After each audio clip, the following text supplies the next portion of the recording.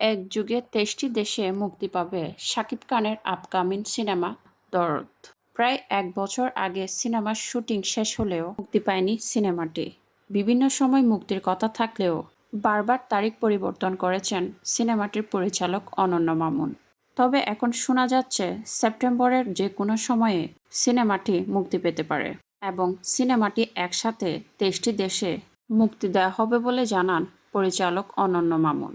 এই সিনেমায় শাকিবের নায়িকা হিসেবে আমরা দেখতে পাব ইন্ডিয়ান নায়িকা সোনাল সোহানকে। অনেকেই ধারণা করছেন শাকিব খানের সিনেমার ক্যারিয়ারে নতুন একটি মাত্রা যোগ করবে 'দরদ' সিনেমাটি।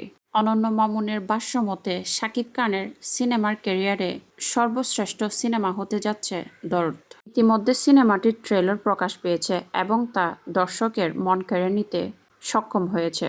এই সিনেমায় ভিন্ন ভিন্ন চরিত্রে ধরা দিবেন শাকিব খান। শাকিব খান তার অভিনয় দক্ষতার সবটা দিয়ে নিজের চরিত্র ফুটিয়ে তোলার চেষ্টা করেছেন 'দরদ' সিনেমায়। পরিচালক এবং শাকিব খান নিজেই বলেছেন, দর্শকদের মন কেড়ে নিতে বাধ্য এই সিনেমাটি।